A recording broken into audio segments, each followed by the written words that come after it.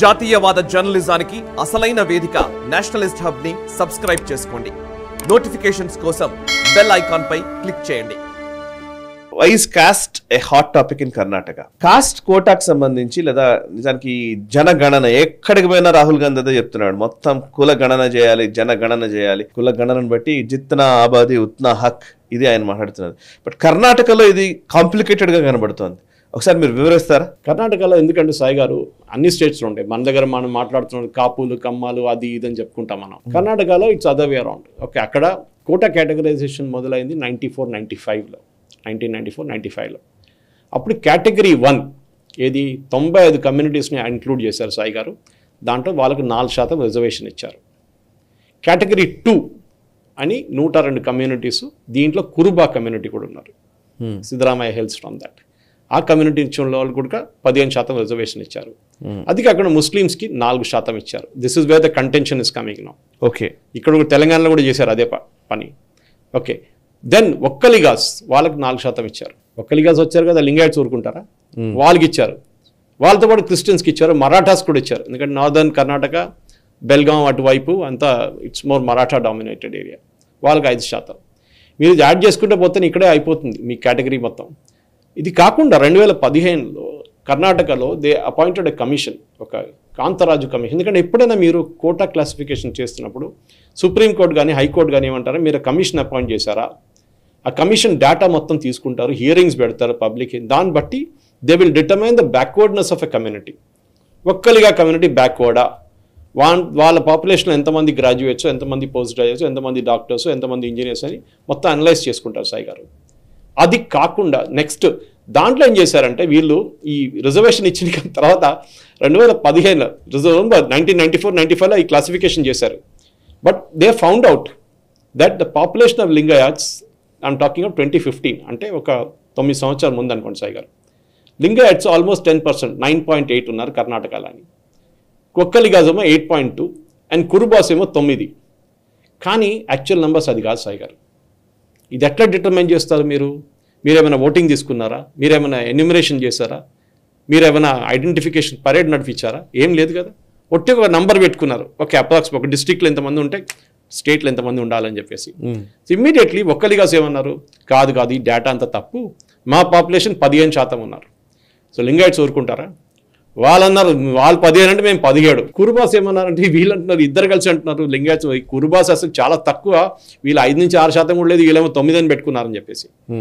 దీని నడుమిట్లో ఇంకో పెద్ద కాంట్రవర్సీ జరిగింది. ఈ క్యాస్ట్ సర్వే అని చెప్పి రాహుల్ గాంధీ ఇప్పుడు డబ్బ కొట్టుకుంటున్నాడు కదా, మేము బీహార్లో చేపించా అది చేపించా. ఫస్ట్ నడిచింది కర్ణాటకలో సిద్ధరామయ్య టైంలో, last government, not this government, last Siddaramaiah government టైంలో క్యాస్ట్ సర్వే నడిచింది. దాంట్లో ఈ నంబర్స్ అన్ని కరెక్ట్గా వచ్చింది. కానీ ఆ సర్వే ఇవాళ దాకా రిలీజ్ చేయలేదు. రాహుల్ గాంధీ ఛాలెంజ్ చేస్తున్నాను, నేను చాలా మటుకు నా ట్విట్టర్ హ్యాండ్లో ఛాలెంజ్ చేశాను, రిలీజ్ దట్ రిపోర్ట్. సిద్ధరామయ్య గారు అడిగారు, మీరు ఆ రిపోర్ట్ నువ్వు రిలీజ్ చేయట్లేదు, రిలీజ్ చేయండి రిపోర్ట్, మీకు అన్ని దూద్ కా దూద్ పానీ కా పానీ అంటారు హిందీలో, క్లియర్ అయిపోతుంది. చేయలేదు. సో ఇంకా దాని చేస్తే బసవరాజ్ బొమ్మాయి గవర్నమెంట్ వచ్చినప్పుడు ఏం చేశారంటే ఆ ముస్లిం రిజర్వేషన్ తీసేశారు 4%. ఆ 4% వీళ్ళిద్దరికి డిస్ట్రిబ్యూట్ చేసుకున్నారు ఒక్కలాగే. పొలిటికల్ మోటివ్ అగైన్, ఎందుకంటే వీళ్ళ పాపులేషన్ ఎక్కువగా చూసుకుందామని చెప్పి. కానీ ఆ రీక్లాసిఫికేషన్ కూడా మళ్ళీ సుప్రీంకోర్టుకి వెళ్ళింది. ఈ మొత్తం ఛాలెంజ్ సుప్రీంకోర్టులో ఇంకా కేసు నడుస్తుంది. దాని నడిమిట్లో ఈ కమిషన్ ఇంకోటి, ఎవరు సిద్ధరామయ్య గారు అప్పుడు అపాయింట్ చేసిన కమిషన్, జయప్రకాష్ హెగ్డే కమిషన్ అని. ఆయన సబ్మిట్ చేసిన రిపోర్ట్ గురించి నేను మాట్లాడుతున్నాను. ఆ రిపోర్ట్ వచ్చిన తర్వాత కూడా క్యాస్ట్ సర్వేలో ఇవాళ దాకా ఈ has not implemented that report. ఏమైనా అడిగితే ఏం చెప్పాను, దాంట్లో ఒక మెంబర్ సైన్ చేయలేదు. ఇప్పుడు సైన్ చేశాడు, తీసుకొస్తున్నారు, నా ఆఫీస్కి వస్తుందని 6 నెలల నుంచి చెప్పుకుంటున్నాడు. అంటే ఆయన ఆఫీస్ నుంచి సిద్ధరామయ్య గారి ఆఫీస్కి రాలేదంట ఇంకా రిపోర్ట్. తపాల్లో వస్తుందా, లేకుంటే కొరియర్లో వస్తుందా, లేకుంటే ఏదైనా పిజన్ సిస్టంలో వస్తుందా అని అర్థం కావట్లేదు. ఈ caste is the biggest problem, not just every state. కానీ కర్ణాటకలో ఈ మట్స్ చాలా మటుకు పాలిటిక్స్ కంట్రోల్ చేస్తారు సాయి గారు. And this mutts belong to different political establishment. మొన్న we saw one case Dharwad అనుకుంటాను. ధార్వాడ్లో ప్రహ్లాద్ జోషి వ్యతిరేకంగా ఒక స్వామి గారు ఒక బట్ నుంచి ఒక స్వామి పోటీ చేయడానికి వచ్చారు. ఎందుకంటే మా కమ్యూనిటీకి ఈయన ఏం చేయలేదు అని చెప్పేసి నామినేషన్ వేశాడు. పెద్ద గొడవ అయింది అది. లాస్ట్ పొలిటికల్ ప్రెషర్ పెట్టి వాళ్ళ చీఫ్ ఈయన కిందకి దింపేసి ఆపేశారు, విత్డ్రా చేసుకోమని చెప్పారు. సో దిస్ క్యాస్ట్ అనేది, ఎందుకంటే end of the day rumour Sai గారు, మోదీ గారు మాట్లాడుతుంది ఇదే. మోదీ గారు ఏం చెప్తున్నారు? మోదీ గారు చెప్తున్నారు రిజర్వేషన్ ఇవ్వాలి, but it should be based on classification. అందరికి మీరు ఇచ్చుకున్నట్లే రిలీజియస్ బేస్డ్ రిజర్వేషన్ తీసేయాల్సిందే. దాంట్లో డౌటే లేదు. You have to remove religious based reservation. కానీ మన కాన్స్టిట్యూషన్ లేదు. అంబేద్కర్ గారు చెప్పారు కాన్స్టిట్యూషన్ లేనిది మీరు ఎట్లా ఇంప్లిమెంట్ చేస్తున్నారు. మనం దీనికి ముందు కూడా దీన్ని మాట్లాడండి డీటెయిల్గా. Correct. That classification of Muslims, మీరు అందరు ముస్లిమ్స్ని మీరు ఎట్లా బ్యాక్వర్డ్ అని చెప్తారు సాయి గారు? అవును. కాంగ్రెస్ వాళ్ళు అంటారు మేము అట్లా ఏం చెప్పలేదు ఇప్పుడు దాకా అంటున్నాం. So whereas this definitely reservation has to be there. ఎందుకంటే we're correcting a historical correction, backwardness. Correct. అది ఓబీసీ వివక్ష ఆధారితంగా వచ్చాయి రిజర్వేషన్. అదే ఇప్పుడు ఎకనామిక్లీ బ్యాక్వర్డ్ వచ్చినప్పుడు మన రిజర్వేషన్ మోదీగా తీసుకొచ్చారు. ఎకనామిక్లీ వీకర్ సెక్షన్స్కి 10% అని చెప్పేసి. బ్రాహ్మిన్స్లో చాలా మంది పేదోళ్ళు ఉన్నారు సాయి గారు. కానీ వాళ్ళని ఇప్పుడు కూడా వాళ్ళు బ్రాహ్మిన్స్ ఎప్పుడో వీళ్ళందరూ కలిసి మమ్మల్ని కొట్టారు, దానికోసం బ్రాహ్మిన్స్ని ఎప్పుడు రిజర్వేషన్ ఇవ్వకూడదని ఎవరు చెప్పారండి? వాళ్ళ దాంట్లో ప్రీస్ కమ్యూనిటీలు కూడా వాళ్ళకి 50 రూపాయలు కూడా రాదు ఒక రోజుకి. ఒక మందిరంలో వెళ్ళి చిన్న చిన్న గుడిలో పూజారిగా ఉంటాయి. So what I talking, economic reservation కూడా ఉండాల్సింది. అది మోదీ గవర్నమెంట్ తీసుకొచ్చారు. దాన్ని కూడా చాలా వ్యతిరేకత చేశారు ఎవరు కాంగ్రెస్ వాళ్ళు. అది కాదు ఇది కాదు మీరు చేయకూడదు అని చెప్పేసి.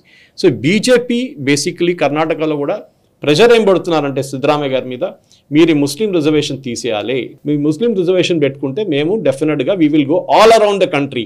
ఇప్పుడు కాంగ్రెస్కి పెద్ద హెడేక్ అదే అయింది సాయి గారు. మీరు చూస్తున్నాం మోదీ గారు every meeting is talking about this.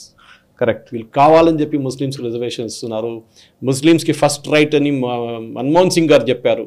అంటే దేశంలో ఉన్న ఆస్తికి, దేశంలో ఉన్న అసెట్స్కి ఫస్ట్ హక్కుదారులు ముస్లిమ్స్ అని చెప్పేసి. అది మన్మోహన్ సింగ్ గారు ఎప్పుడో పార్లమెంట్ చెప్పిన speech. He's just repeating it. అది ఎలక్షన్ కమిషన్కి వెళ్ళారు, కోర్టుకి వెళ్ళారు, ఏం కాలేదు. వాళ్ళు ఏం చెప్పారు కరెక్ట్ కదా, ప్రూఫ్ ఏంటి? అది మన్మోహన్ సింగ్ గారు చెప్పారు. So this caste based reservation అనేది it has to be perfected. It for perpetuity ఇవ్వలేం. ఒక కమ్యూనిటీని మ్యాచ్ చేసుకుంటా ఆ కమ్యూనిటీలోనే ఎకనామికలీ పవర్ఫుల్ ఉన్న వాళ్ళని పక్కన తీసేయాలి. ఇప్పుడు దానికి ఎప్పుడో ఒక సొల్యూషన్ సుప్రీంకోర్టు ఇచ్చారు. దట్ ఈస్ వాళ్ళ యాన్యువల్ ఇన్కమ్ చూడండి. ఒక ఫ్యామిలీలో మీరు ఐఏఎస్ ఆఫీసర్లు ఇద్దరు అయిపోయిన తర్వాత మళ్ళీ అదే ఫ్యామిలీకి రిజర్వేషన్ ఇవ్వడం ఏంటి అని సుప్రీంకోర్టు క్వశ్చన్ చేశారు.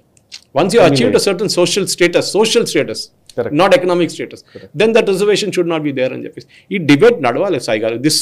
ఇది ఏదో అనుకుంటే అది చెప్తే అందరు కొప్పడతారు అది, but we should have a debate. Reservation ఎవరికి వెళ్ళాలి? To the needy. ఇప్పుడు కూడా మనం ఏం చూస్తున్నాం, పేదోళ్ళలాగానే ఉన్నారు. ఆ రిజర్వేషన్ ఉన్న కేటగిరీలో కూడా those who are poor they are not getting a chance. దాంట్లో మంచి డబ్బులు ఉన్న వాళ్ళు పైకి వచ్చి వాళ్ళు they are enjoying the benefits of reservation. That has to be curtail. And definitely Modi government, I think వీళ్ళందరూ చెప్తున్నారు మోదీ గవర్నమెంట్ రాగానే అది చేస్తారు. I don't think it will happen. Modi government constitution change చేయడం అంత ఈజీ కాదు. కాన్స్టిట్యూషన్ చేంజ్ చేసిన కాంగ్రెస్ వాళ్ళు ఎక్కువ చేశారు, ప్రియాంబులే చేంజ్ చేసి పడేశారు. సో ఇదేం కొత్తదేం కాదు సార్. ఈ వీడియో మీకు నచ్చినట్టయితే లైక్ చేయండి, 10 మందికి షేర్ చేయండి. అలాగే కామెంట్ల రూపంలో మీ అభిప్రాయాలను మాతో పంచుకోండి. Nationalist hub group of channels ను సబ్స్క్రైబ్ చేసుకుని తెలుగునాట జాతీయవాద జర్నలిజాన్ని ప్రోత్సహించండి. ఈ వీడియో కింద ఉన్న బెల్ ఐకాన్ పై క్లిక్ చేయడం మర్చిపోవద్దు.